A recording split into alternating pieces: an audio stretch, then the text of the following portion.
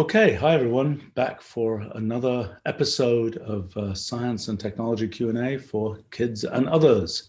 I have fun with these things, hope you find them interesting. All right, we have a few questions that were left over from last week. So there's a question from Brian here. Why does matter and antimatter annihilate when they come together? What is the mechanism behind an electron and a positron converting to energy when they meet? Saying they're opposite charges doesn't really explain it. Okay. So first of all, things we're usually familiar with are all matter. That's what atoms and things like that we have around here in the universe are. But there's also this notion of antimatter, which is a form of matter where essentially every particle is replaced by an antiparticle.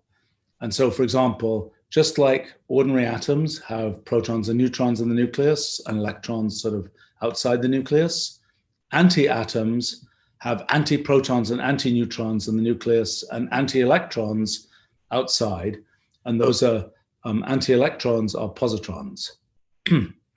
So most particles we're familiar with, their antiparticle is a different particle from the particle itself.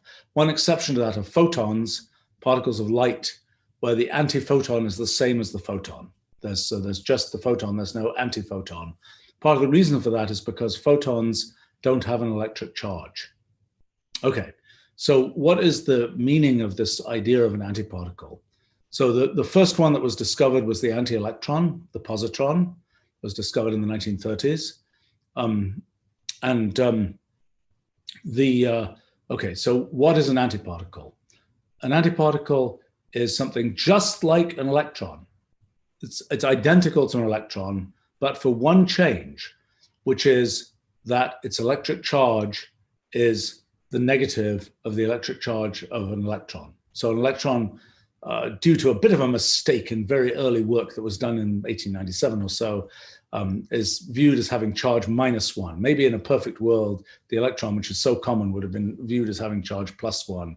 But anyway, the way that the experiments worked out, people assigned charge -1 to the electron.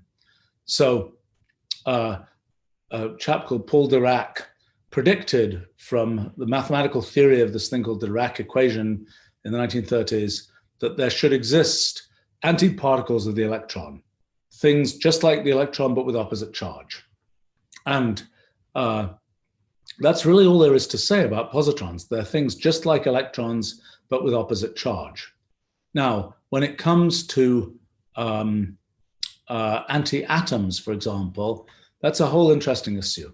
So back a long time ago, nobody really knew how much matter versus antimatter there was in the universe. People kind of assumed that there was about as much antimatter in the universe as matter in the universe. And even 40 years ago, people were thinking maybe the Andromeda galaxy is made of antimatter. That's the nearest big galaxy to us, other than our own.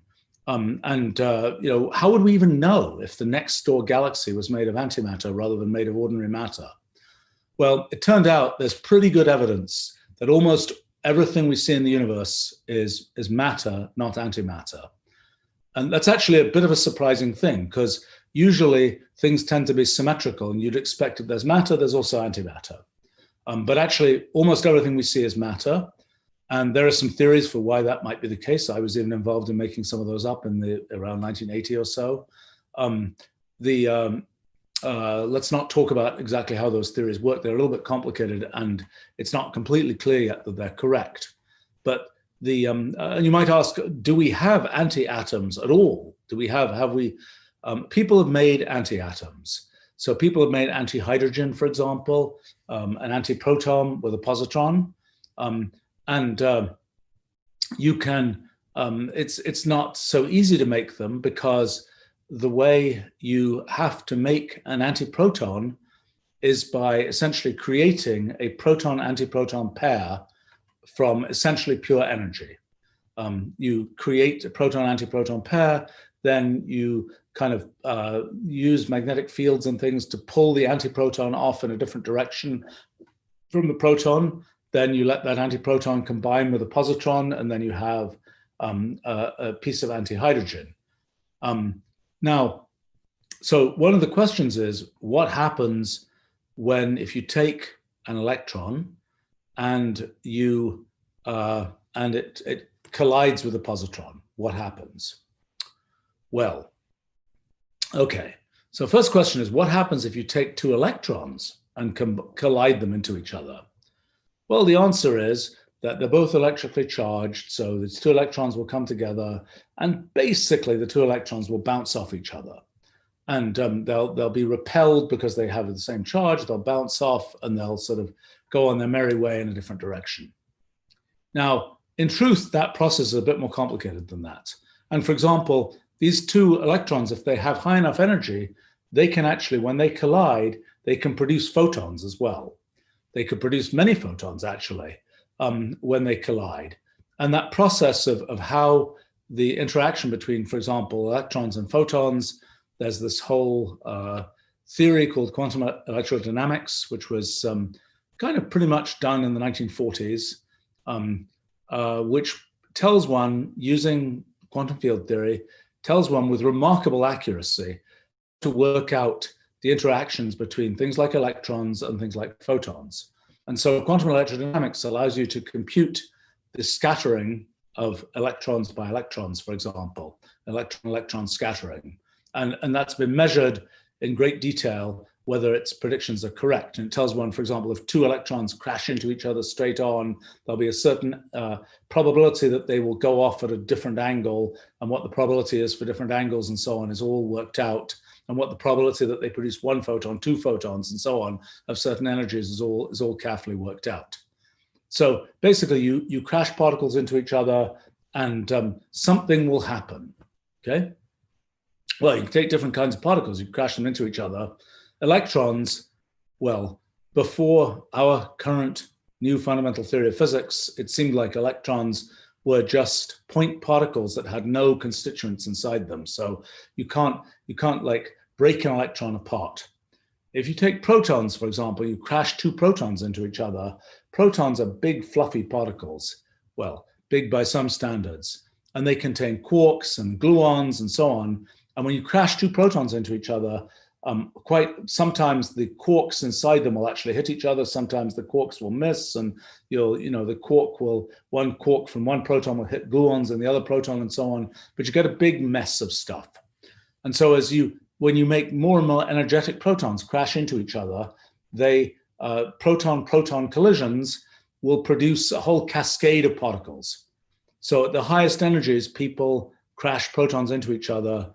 In the units that are used, a few trillions of electron volts. That's an energy that's very small compared to energies that we're familiar with in the everyday world, but these are just tiny particles that are crashing into each other.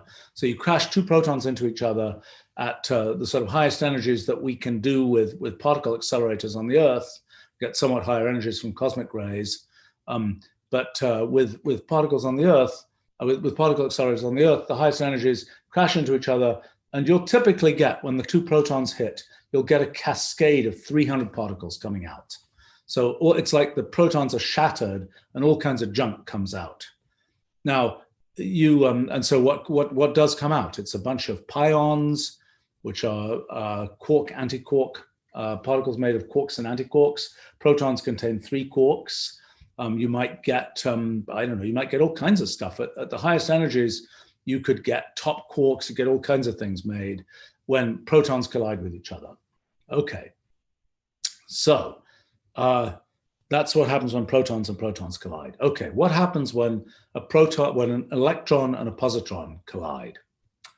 Okay, well, one thing to understand is, okay, when two electrons collide, there is this notion of an electron number. There is a certain amount of electronness that is there, and that electronness is conserved. And the only way you can kind of, so when you have 2 electrons coming in, you've got to have 2 electrons coming out.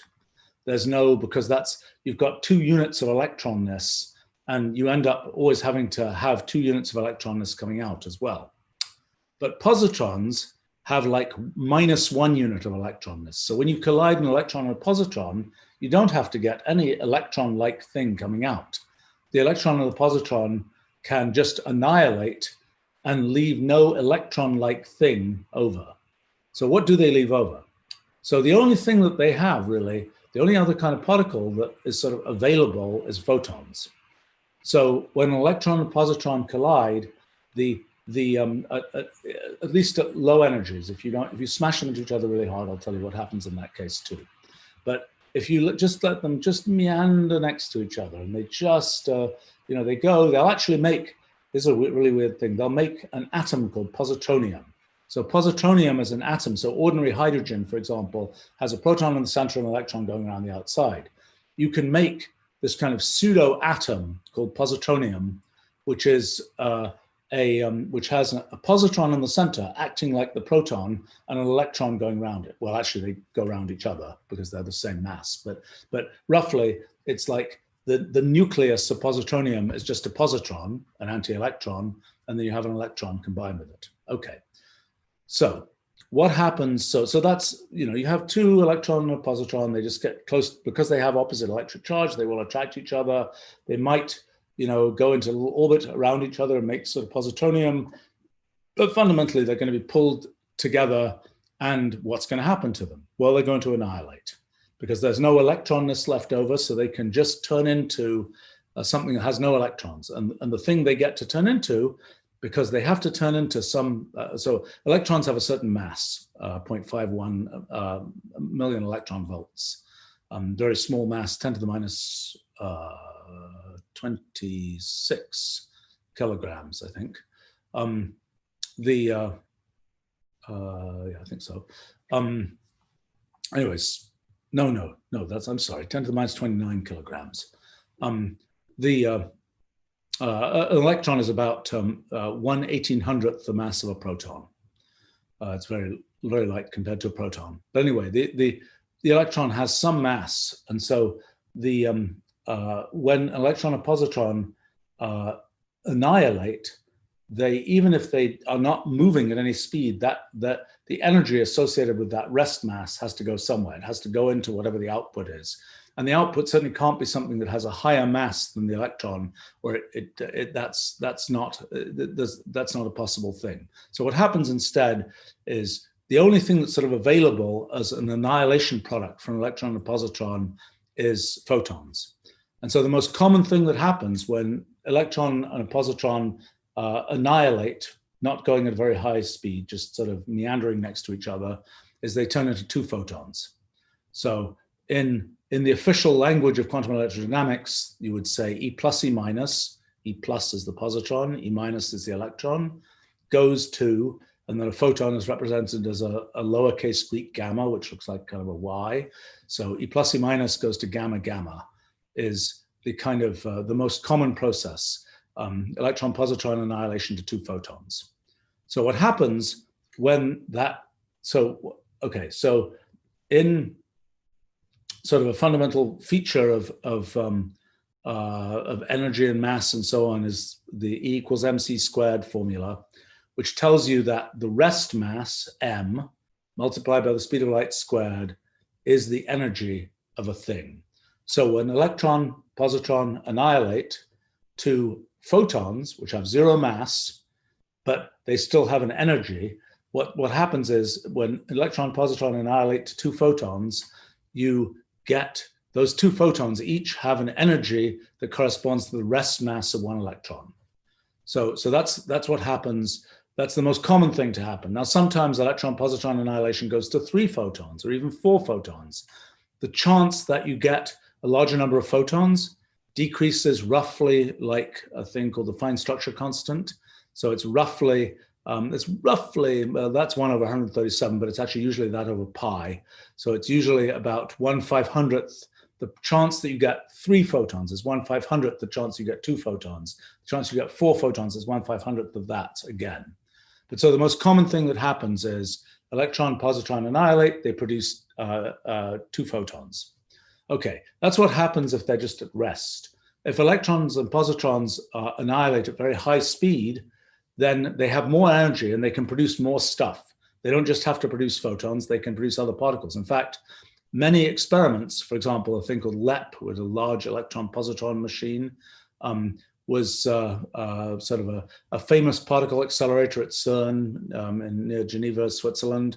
There's a big, I don't know how much, 10-mile diameter type thing that accelerates particles. And here's a tricky thing. If you have an accelerator that's using magnetic fields, and it's a circular accelerator, so you have an accelerator that uses magnetic fields to accelerate electrons, the way it works, the electrons will be accelerated in a certain direction by the magnetic field. Positrons, because they have negative charge relative, they have the negative of the charge of the electron, are actually also accelerated by the exact same magnetic fields, but they go in the opposite direction.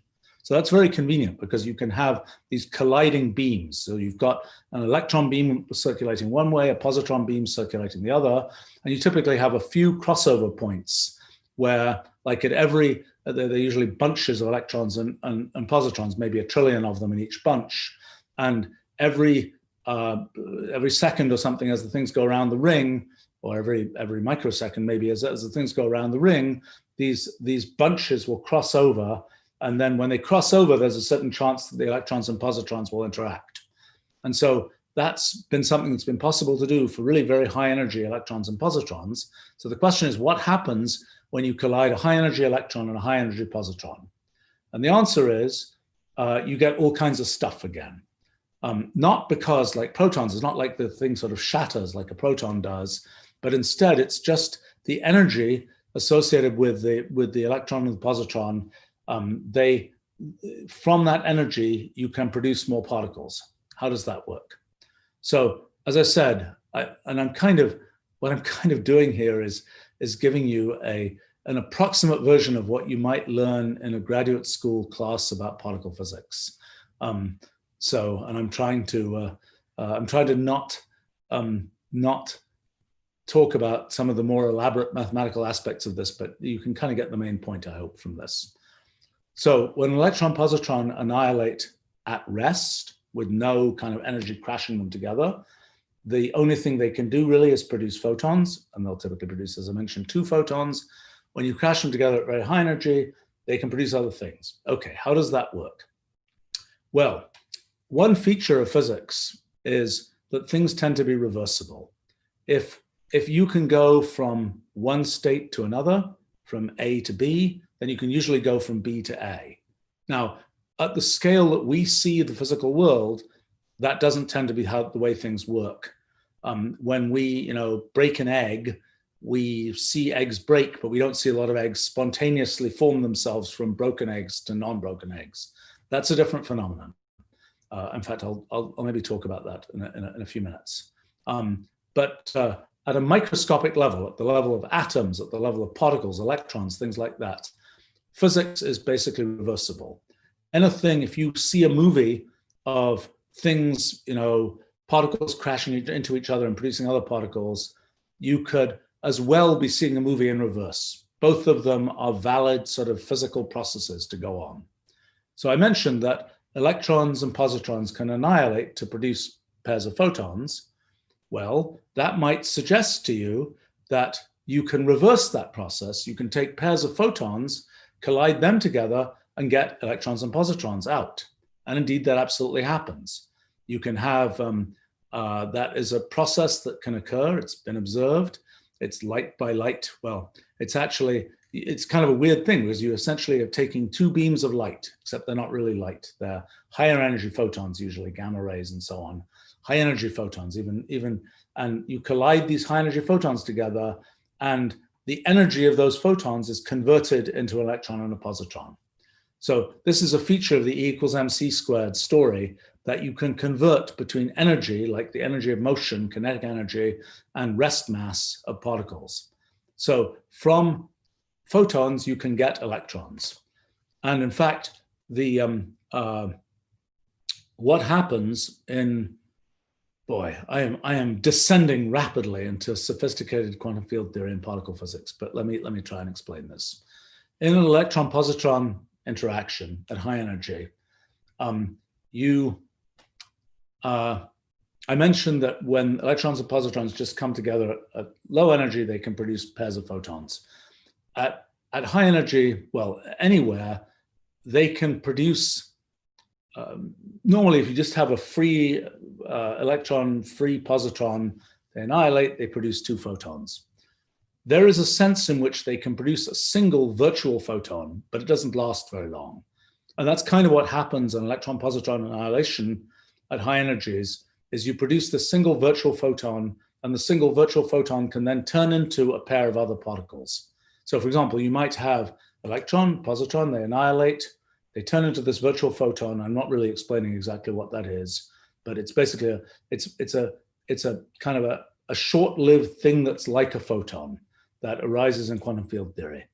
And that short-lived thing quickly converts into, let's say, an electron-positron pair, or a quark-antiquark pair, or any particle-antiparticle pair, basically. And you can think about that photon as being like a piece of pure energy. It's a photon. I mean, anything can have energy, but photons have energy but no rest mass. So you can think about it as pure energy without mass. So this photon is then going to convert, and it can convert into a pair of any particle-antiparticle pair. So pick any kind of particle, pick your favorite type of particle, like a top quark. It could convert, if it has enough energy, it can convert into a top quark, anti-top quark pair. And in fact, that was how the top quark was discovered, was by seeing that being produced from an electron-positron collision. And so in other words, what happens, electron-positron collision happens, it basically produces pure energy, which doesn't last very long. And that pure energy then materializes into particle-antiparticle pairs. So particle-antiparticle annihilates to, quotes, pure energy in the sense of photons, or when, you know, this electron-positron, if they have a decent amount of energy, when they annihilate, they can actually produce not just photons, but also all sorts of particle pairs and so on, in addition to just photons. So in a typical electron-positron event, collision, at the highest energies today, I'm guessing there are on the order of 100 particles produced. And these particles usually form these jets that go off in specific directions that are along. Usually what happens is the original thing that's formed is a quark-antiquark pair, for example. But these quarks, there are no free quarks. Quarks are always confined inside particles like protons, pions, and so on.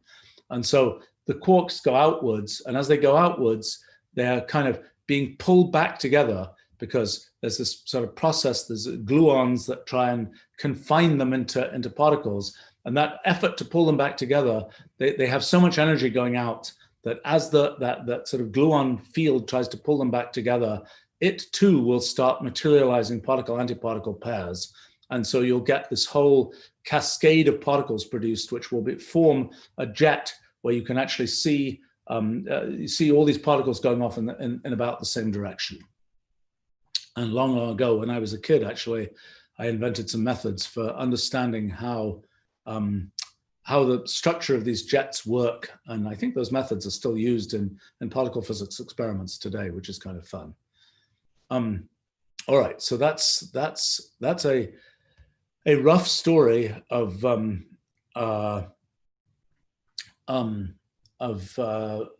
how matter-antimatter annihilation works. So basically, the point is, matter and antimatter can annihilate to photons, or it can annihilate to any particle-antiparticle pairs, and that's how it works. And I can go into many more details, but actually, I'm pleased that we managed to get through that discussion without me having to talk about a bunch of features of quantum field theory that are usually explained only in mathematical terms. All right, let's see. There was another question here about our historical understanding of entropy. Okay, so what is entropy? Entropy is a kind of a measure of the disorder of things. So if we look at, when we have a box of gas, like box of air, we've got trillions and trillions of molecules of air, nitrogen, oxygen, whatever, in that box, and they're all bouncing around randomly all over the place. They all seem to be, doing things completely randomly. What we'd like to kind of get a sense of is how random is that process? And in particular, that process of them bouncing around randomly, that bouncing around randomly is what we usually think of as heat. What is heat? When you heat a material up, what it means is that the atoms, molecules in it, are just bouncing around more and more. When the thing is very cold, the atoms are going very slowly. They're very fixed in place. As you heat it up, they're kind of randomly bouncing around. Now, back in the 1800s, it was extremely unclear what heat was, and whether heat was kind of like a fluid, like water, that just sort of got into materials, and so it was sort of caloric fluid and things like this. Phlogiston was a name that was sometimes used for that fluid that is heat. And people were very confused about what heat was and whether heat is something that you can abstractly have heat independent of a material object. So entropy was kind of the thing that was invented to, in a sense, represent the abstract presence of heat without talking about the material object that carries the heat. So when we heat up a bar of metal or something, what's happening is, as we increase the temperature, it means the atoms in the metal are running around more and more quickly. But we can say, well, what is the abstract thing that's happening in that bar of metal that represents the presence of heat? Well, it's that there's this random motion of molecules, random motion of atoms. And it's this kind of characterization of the randomness that is the notion of entropy. Now, one of the things that was a big observation, particularly in the 1860s and so on, was the question of if you wanted to make a steam engine or something, to what extent could you turn heat into mechanical work? To what extent, as we would understand it today, to what extent can you take this random motion of molecules on a very small scale and use that to move a big bar of metal or something, right? How can you convert random heat into large scale motion, okay? And there's a lot of kind of theory about the way that heat engines work and so on that all has to do with, and sort of fundamental results in thermodynamics having to do with the extent to which you can turn sort of random motion into organized motion. And that was kind of the sort of a version of the way that entropy arose, was in thinking about that trade-off between you've got just heat and then you've got organized mechanical motion. Well, there's kind of a long story of how entropy works.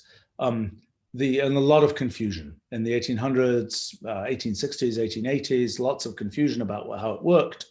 One of the big mysteries was the question of, it seems like things get more random.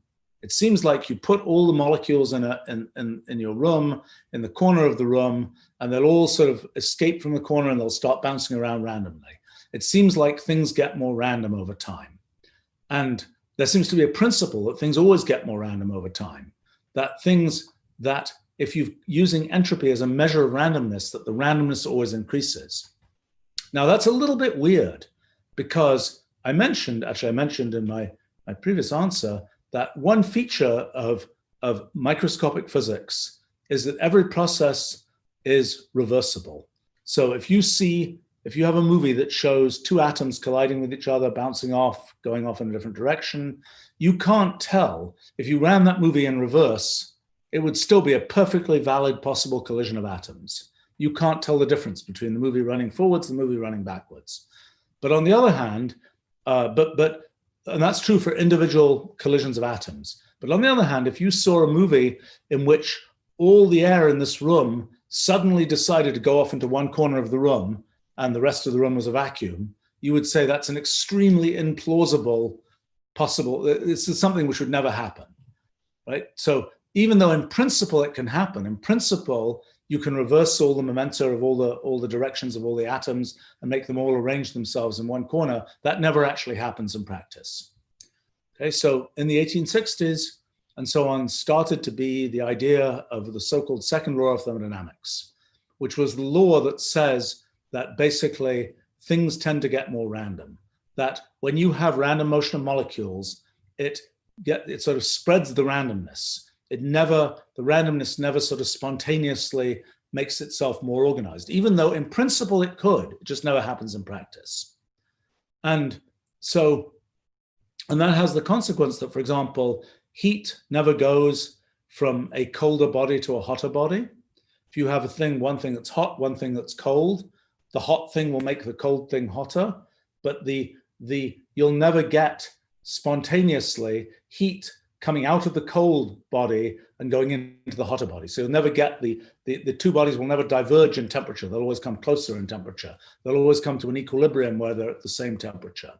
So that's a feature of the second law of thermodynamics, that things tend to get more random rather than less random. So if those two, if you had one bar of metal that was hot, one bar of metal that was cold, and the hotter one got hotter, the colder one got colder, you would be sort of organizing things in a way that never seems to spontaneously happen. Okay, so back in the maybe 1870s, a guy called Ludwig Boltzmann, who was very big in the whole entropy business, thought that he had proved that entropy increases with time. Now, he kind of thought that. He proved a thing he called his H theorem.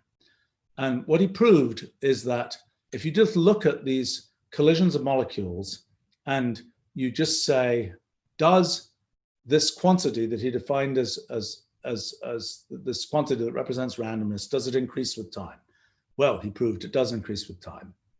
But that's a bit of a whoops, because the laws of physics are reversible. So actually, it turns out you can just reverse his derivation and show that just as it implies that the entropy increases with time, so also the same derivation run in reverse shows that entropy decreases with time. Well, this is a point that, you go through this whole mathematical derivation and you get to this really weird result. And I'm fond of a particular well-known book about statistical physics, the theory of large assemblies of atoms and so on, which has a whole chapter about the second law of thermodynamics and explains the H theorem, and it explains the fact that when you reverse it, it goes the other way. And it ends the chapter, this point is often puzzling to the student. Well, the truth is it's been puzzling to everybody for about 100 years. The reason it happens in the way that Boltzmann set things up is he made a thing he called the molecular chaos assumption. And that assumption basically said that, well, he's kind of assuming that things are random before atoms collide, but they're not random afterwards. And so that saying they're random before is creating something that is no longer reversible. So that's why he kind of managed to prove his theorem in both directions. Okay, so how does entropy actually work? It's been a very confusing story. I think I finally figured this out actually in the 1990s, what the actual story is. I would say that one of the other confounding confusions is what happens with entropy and gravity. Because while normally things become more and more disordered, you tend to get with ordinary gases and things like that, things just tend to sort of get more and more random. In the universe with gravity, that's not the case. Where gravity pulls things together and makes galaxies, it makes the central black holes of galaxies, et cetera, et cetera, et cetera. So that's gravity seems to have an anti-entropic character. That's somewhat now understood in terms of black hole entropy and so on. And that wasn't back 40 years ago. I was very interested in that question of how gravity manages to do sort of the opposite of what the second law of thermodynamics says. And perhaps it has something to do with the fact that gravity is a long-range force. Perhaps it has something to do with some other issues with the second law of thermodynamics. And people weren't very clear whether the second law of thermodynamics was a fact of physics or whether it was something that was a piece of essentially mathematics that you could prove for anything. But the gravity case is important because it shows you that pretty much it's not a mathematical fact, or at least not one that happens without a bunch of assumptions, because there's a case where it doesn't really apply. Okay, so how does the second law actually work? The basic thing that's happening is that it's all a question of how do you set up the initial condition for a system? How do you set up all the molecules of gas in a corner? How do you set them up somewhere else? Versus how do you measure the results? And the basic point is that if you were to set up all the molecules of gas in one corner, then they would spread out, but they would spread out in some complicated way. But in principle, you could always reverse them back, and you could always find them going back into that corner. The problem is when we actually measure the gas, we're not able to know precisely the positions, momenta, and so on of every single atom in the gas. So that process of going backwards, of reversing things and figuring out what they came from, is not one we can readily do.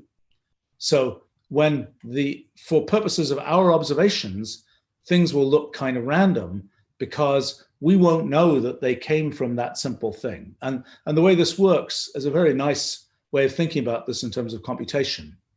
So, and this is going to get me into a slippery slope of another topic, which I'm not going to go deeply down here. But when you do encryption, so encryption is all about, you are taking this file of text and you're encrypting it, and that's turning it into something that seems random. And then only if you have the right key can you go backwards. But it takes to go from, without the right key, to go from that, you go from the text to the encrypted form. And in principle, you can always go backwards from the encrypted form to the unencrypted form. But in practice, that's a lot of computational work to do that. And that's what's happening in physical systems with the law of entropy increase, the second law of thermodynamics, is the process of the evolution of the system is essentially encrypting that initial data. So let's say you put the molecules on one side of the box, one side of the room, whatever, it is still the case that there's a trace of that information in the configuration of molecules much later, but it's encrypted there. And to find out that you really came from the molecules on one side of the room, you'd have to basically run a decryption process.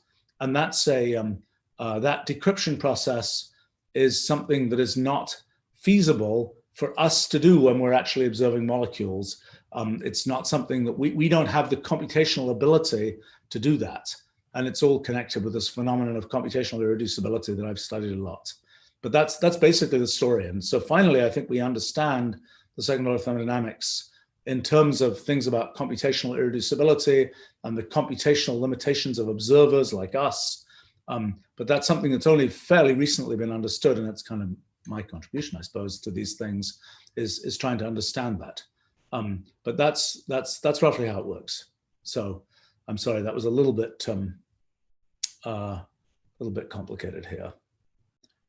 Okay, we have a question here from Jack Bound. What are the scientifically most interesting places I have visited?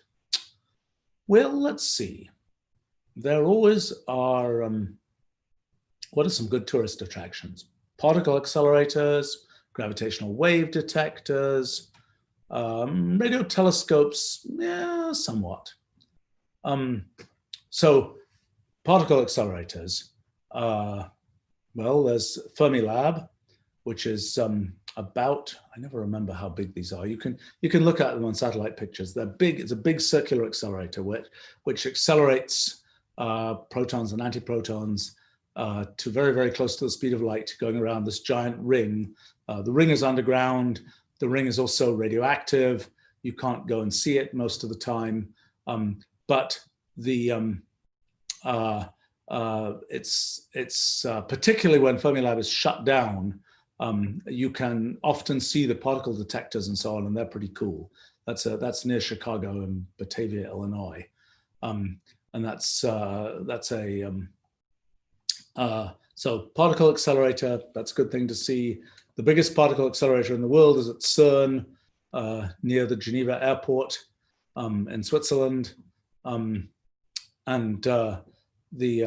boy, I just realized the utter confusion of the fact that Fermilab is near Geneva, Illinois. That's really confusing. But CERN is Geneva, Switzerland. So that's, again, not as much of a tourist attraction as one might like, because once the particle accelerator is in operation, the whole tunnel that in which all the magnets and things are is radioactive and you can't go there.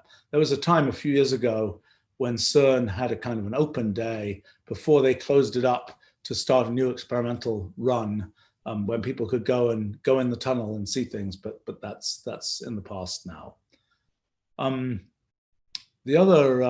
So another thing is gravitational wave detectors. In the US, there's one in Louisiana, one in Washington State. I've seen one in Louisiana. That's at least conceptually cool. Again, you can't actually see sort of inside the kind of cavity of the gravitational wave detector because it's this thing that's measuring distances to a tiny fraction of the diameter of an atom. It's measuring whether gravitational waves, which kind of deform space-time and cause sort of everything to deform in distance, come through it. And a few years ago, it detected this merger of black holes a third of the way across the universe by measuring gravitational radiation that had come from them. But that's another good science thing. I suppose the other radio telescopes, somewhat interesting. The VLA, I haven't been there for a long, long time. That's the Very Large Array, which is in Socorro, New Mexico, near Albuquerque. And that's a place that I'm afraid is perhaps most famous for having been in the movie Contact, which shows these very elaborate, it has a bunch of dishes that are on a railroad track and they go up and down to have different distances between the dishes to make different measurements. I have to say, back when the Contact movie was made, what must that have been, early 1990s, I think, I knew the people who were involved with the actual software for operating the radio telescope, and also people who were involved in making the made for the movies software for operating the radio telescope in the movie.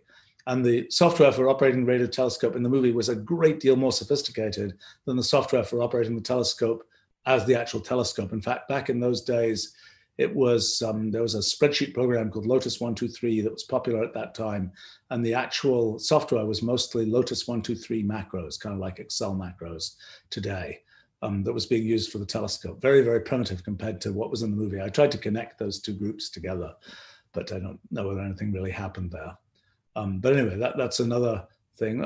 Another good place to see in terms of science tourism is the science museums. There are different, I could give you a whole critique of science museums, but in the US, I would say the Exploratorium in San Francisco is a very hands-on science museum, has a lot of very interesting exhibits. The Chicago Museum of Science and Industry is a good sort of display of lots of kinds of technology as well as science. I think there are a lot of other, the New York Hall of Science, Liberty Science Center, those are a little bit more kind of oriented towards things of interest to kids and school groups and so on. Back, if you look outside the US, the London Science Museum has a very impressive collection of exhibits. Unfortunately, they often don't have lots of them on display because I think over the years, when I was a kid, when I was a very small kid, I lived in London and I used to visit the Science Museum. I am told I insisted on going there almost every day when I was like 2 or 3 years old. So go figure what the result of that has been. But back in those days, that must have been 1962 or 3 or so, they had just opened their first hands-on exhibits. But now it's all hands-on exhibits. But most of what there was there at that time was sort of the artifacts of the history of science from mostly from England and around the world. The Science Museum has a very impressive collection of kind of important historical scientific artifacts. I think, somewhat to my amusement, my grandfather had a bicycle which came from somewhere. It was it was a chainless bicycle. It had some kind of gearing, cogging type thing. Not that he constructed it; he just bought it as a consumer. But he lent it to somebody sometime in the 1950s, and somehow he never got it back. But it was next spotted on display in the Science Museum. And at least when I was last at the Science Museum, it was still on display in the bicycle section of the Science Museum. And the so that's a curious kind of a curious thing. But the London Science Museum has some pretty good historical artifacts. The Munich Science Museum also has good historical artifacts. Berlin has a good science museum with that. I'm giving you a giant list of science museums here, but those are often good sort of collection points for these things. I of course have to give a pitch for the National Museum of Mathematics that I happen to be on the board of, that's in New York City in the US. That is not so much a museum of notable mathematical artifacts as a museum of sort of hands-on mathematics. Actually, we're just working on creating a gallery of the history of mathematics. In fact, you can find a website that is just now live, although it hasn't really been advertised yet, that we've been building for the museum, that is kind of a collection of the notable historical artifacts of mathematics from Babylonian times on. Maybe in one of these live streams I can go through some of what's there. It's been an interesting process trying to track down kind of the significant artifacts from the history of mathematics. Am I forgetting some big place where there are notable exhibits? I don't know. It's probably I am. I'm sorry to anybody who is involved with the museum that I should have mentioned and didn't. But that's a few things. Let's see.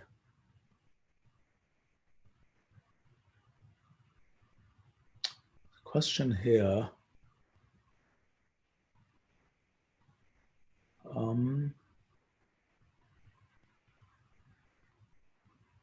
Boy, there's some technical questions here. All right, I'll try one from James Craig here.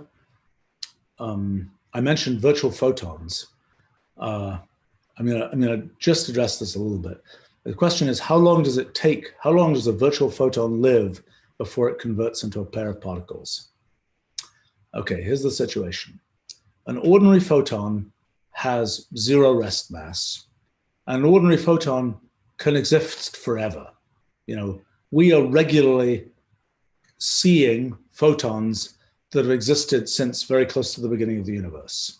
When we look out into the sky and we see the cosmic microwave background, those are photons that last interacted maybe 100,000 years after the beginning of the universe. And they've been just traveling freely for all that time. And when we observe one of them with one of our detectors, or conceptually when we see it in our eyes, although we can't see microwaves with our eyes, but then that whole long journey of 14 billion years that the photon's been on comes to an end, the photon is absorbed, it's gone. But photons can live forever. And by the way, for a photon, because of the way relativity works, for the photon, because it's traveling at the speed of light, no time has passed since the beginning of the universe. So if there was kind of an intelligence that was all existed in the form of photons, then it's like universe starts, and next thing you know, you're being absorbed by something else. And there's all that 14 billion years has just elided into no time at all for the photon. But in any case, an ordinary photon lives forever. Okay. One of the features of quantum mechanics is that you can, even though a photon is supposed to have 0 mass, almost everything that you think might be true can not be true if you wait only a very short time. So photons, even though they normally have 0 mass, if you have a photon and it's only living for 10 to the minus 20 seconds, let's say, then it can have a mass for 10 to the minus 20 seconds. That's a consequence of the energy time uncertainty principle in quantum mechanics, that there's an uncertainty in the mass. You think it's supposed to be 0, but actually there's an uncertainty in the mass that can last for a very short time. In our theory of physics, that has to do with in the multi-way graph that represents all possible histories. It represents kind of what we call a branch pair that can exist for a short time before it merges. And those branch pairs represent kind of possible histories of the universe rather than features of particles. Let me not confuse with that now. But what happens in sort of standard quantum field theory is that a particle can exist. There's this uncertainty of its mass, uncertainty of its energy. And if you wait, if you're looking at it over a sufficiently short period of time, you can be off from what it's supposed to be. So a virtual photon can live for an amount of time. If you want it to have mass m, then it's, let's see, it's h bar, Planck's constant, divided by m is, am I getting the units right? No, it's Planck's constant divided by m times c squared. So it's an amount of time that is if it has a certain energy, then it is, well, Planck's constant is a sort of quantum constant. It's equal to 10 to the minus 34 joule seconds. But it is this very tiny constant. But if that determines essentially the amount of time that a thing of a given energy, a thing with a sort of off its usual mass energy relation, can exist. And so that's basically what determines the lifetime of a virtual photon, is what its effective mass is. The larger the effective mass, the smaller the effective lifetime. Okay, let me see.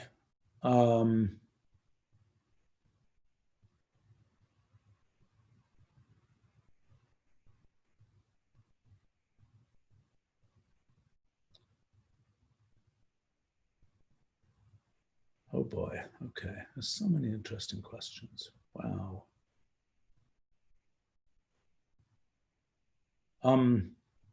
It's a question from VJ.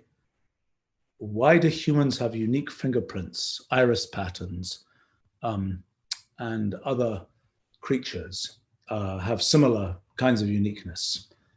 Yeah, I mean, even so to some extent, there is a program that specifies how to build a creature. That program is its genome, its DNA sequence. And that DNA sequence says how to construct the proteins which combine together to make everything else, which combine together to eventually make a human. But for example, if you have identical twins have exactly the same DNA, almost exactly the same DNA. For practical purposes, the same DNA. And yet identical twins don't typically have the exact same fingerprints.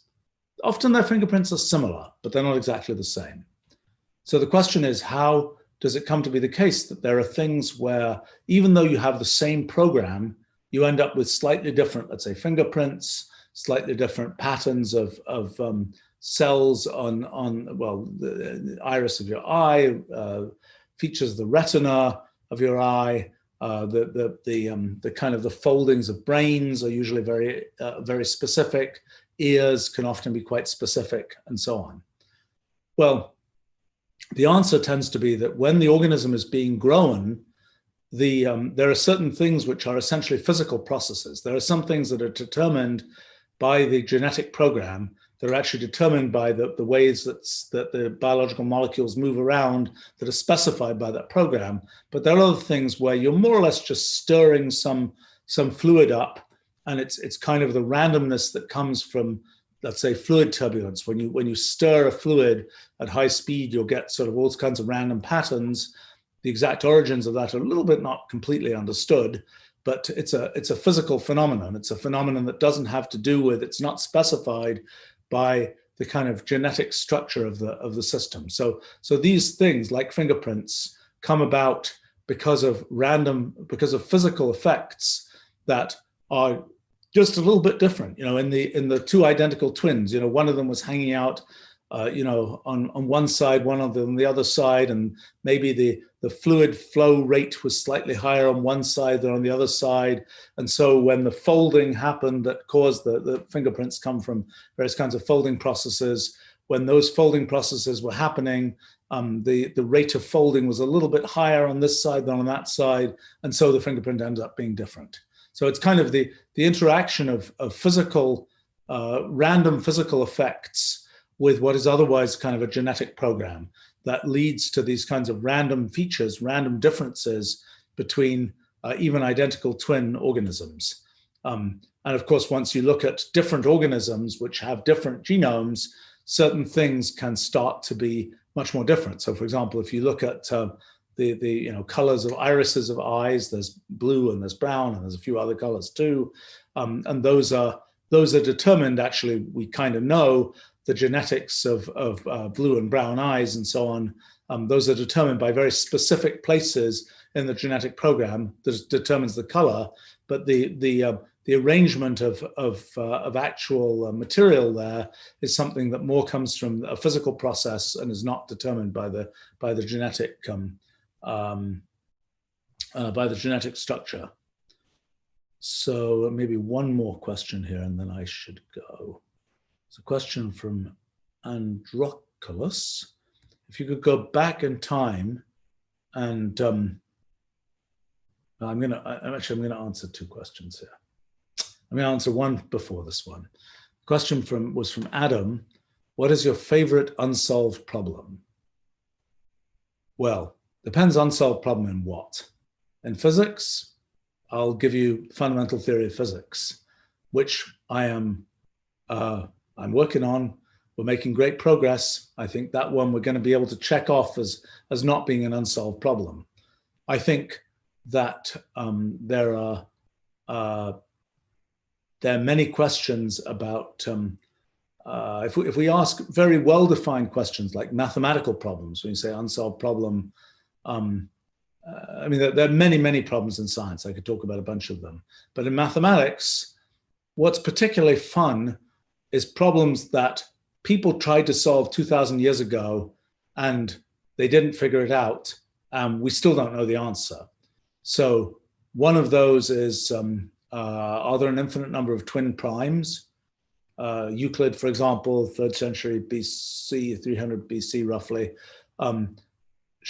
gave a mathematical proof that prime numbers, 2, 3, 5, 7, 11, 13, et cetera, that the sequence of prime numbers which are divisible only by themselves in 1, that sequence of prime numbers goes on forever. But twin primes like 11 and 13, which are separated by 2, nobody knows, even today, whether they're an infinite number of twin primes. Euclid also wondered about, actually Pythagoras wondered about whether there are odd perfect numbers that are equal to essentially the sum of their divisors.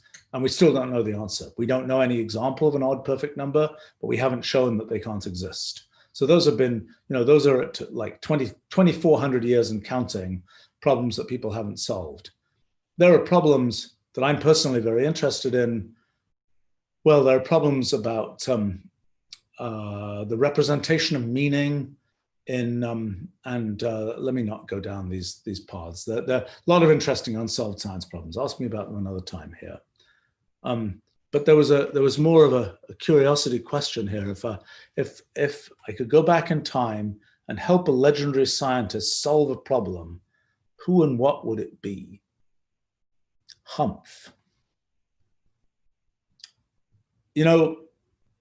These days, because I've been working on the fundamental theory of physics, I think Albert Einstein would be my choice. Because after he invented what is now our current theory of gravity, general relativity, in 1915, he was pretty certain that he hadn't gotten to the bottom of how things like that work. And he was pretty certain, at that time, quantum mechanics was being invented, and he was pretty certain that it would turn out that, for example, space and time will be discrete rather than continuous.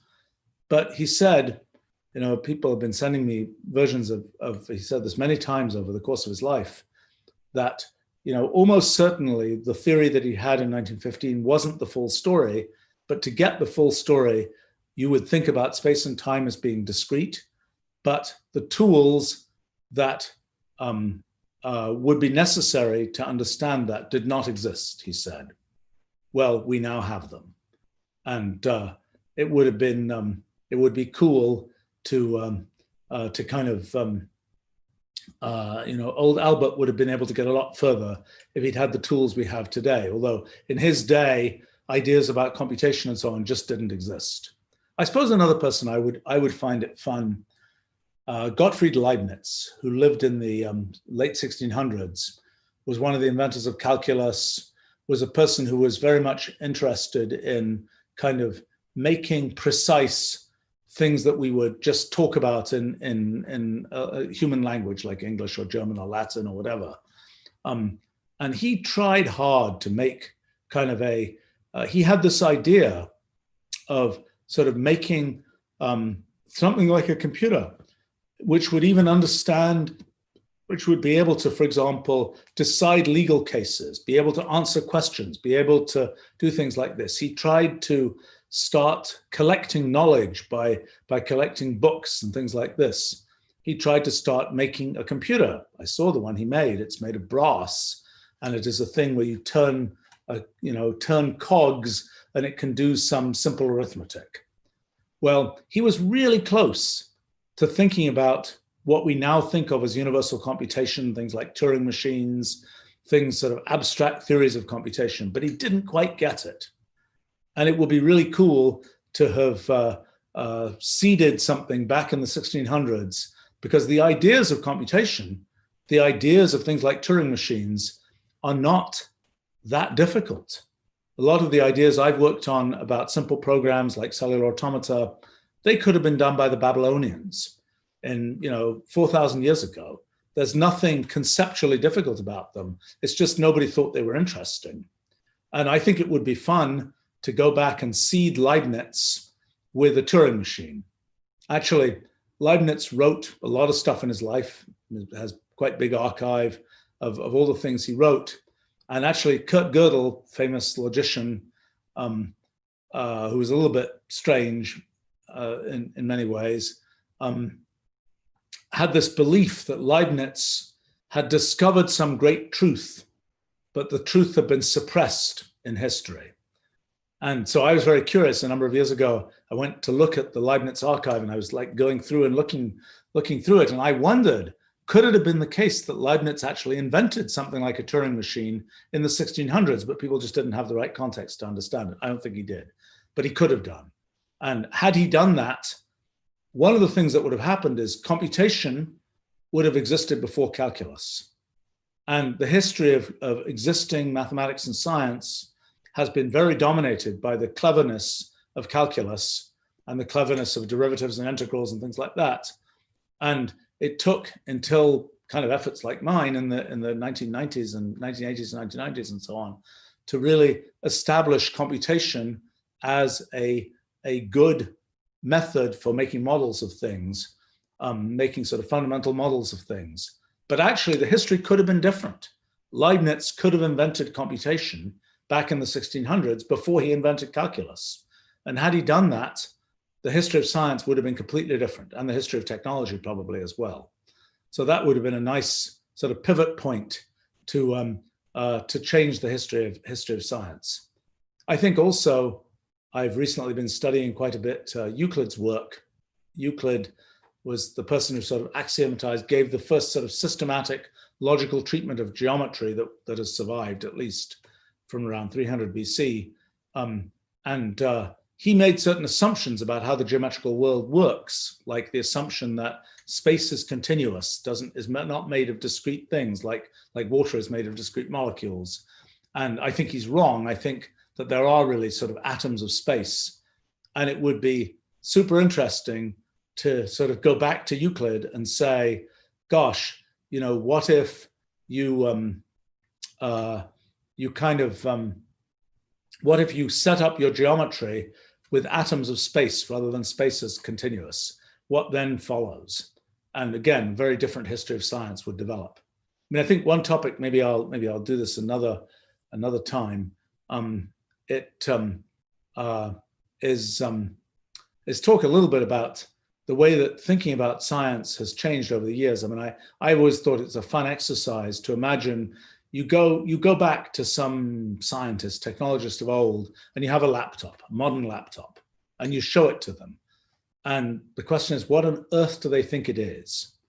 And I think it's very, very interesting at different times in history, maybe I'll talk about this another time, to think about what the answer would be. I think I was thinking about Pythagoras, for example. So Pythagoras had all kinds of theories about souls and so on and so on and so on. And I think I kind of think that Pythagoras would have had the theory that the laptop is a thing that contains disembodied souls. And in that, he's not completely wrong. In the sense that sort of the idea of a sort of disembodied soul, a thing that has some kind of thought-like process, but isn't manifest in something like a brain, is kind of what's going on in a computer. And I can just sort of imagine the conversation with Pythagoras, who I'm sure was a quite strange fellow. He did a lot of strange things, but anyway, he ran a cult eventually in southern Italy that had a lot of weird beliefs. But anyway, never mind that. I just sort of imagine this question of, okay, this thing is full of disembodied human souls, but whose souls are they? Well, in some sense, they're the souls of the programmers who created this thing. It's kind of a weird story of where you can take kind of and that will become even more of a story as we get sort of better AI and better ability to replicate what all kinds of things that us humans do. At some point it's like, well, that is a disembodied sort of soul-like thing that is now fixed in the computer. Anyway, maybe another time we can talk about sort of the view of modern technology that people at different times in history might have had. I think it's somewhat revealing as a way to kind of contextualize what we now understand and what was easy to understand and what requires whole stacks of modern knowledge to be able to understand, and what's and sort of contextualizes our current knowledge and gives us a certain degree of humility about how we will view the knowledge that we have today from the future. And I certainly know in the things that I've been working on, that a lot of things that I'm now figuring out, it's like, gosh, how could I have been so stupid 40 years ago when I was last thinking about this? Why did I not see the things that I can now see? And that has to do with this sort of whole stack of context of ways of thinking about things that I didn't have back in the past. Oh boy, interesting questions here. I'm so tempted, but I really need to go off and do something else.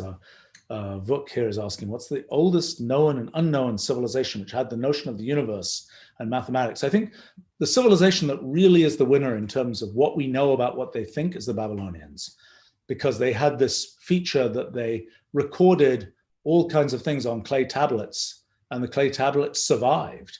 Other civilizations, maybe they used wood, maybe they used something else, maybe they weren't as into keeping records as the Babylonians. But the Babylonians, very definitely, they kept diaries, astronomical diaries, for 700 years. Every night, they would record the state of the sky, they would record the weather, they would record the height of the river, they would record the price of grain. And we have, I think, 1 or 2% of those diaries still exists. So we can kind of know what they said. But it's really interesting. What the Babylonians thought was sort of a feature of the universe. They had theories about the universe. Maybe we don't know quite all what they were. But like, for example, one thing I just find as an interesting sort of contextualization is there are certain aspects of the universe that are very regular. The planets, they knew went in regular cycles, and they knew they were sort of going in circles and things like this. So that was a very regular thing. The question is, what's regular, what's not regular? So there's a map of the world from Babylonian times, and the map of the world is regular.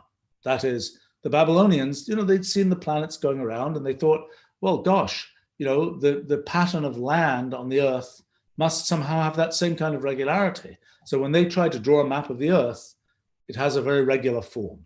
And that's sort of an interesting thing of what's kind of a determined sort of by what shows evidence of its simplicity and what does not. And then there's lots to say about that. It's a very interesting question.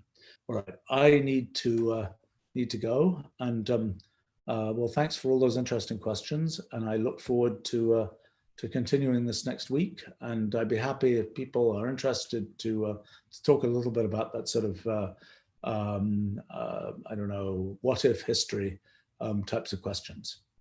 All right. Thanks very much. And bye for now.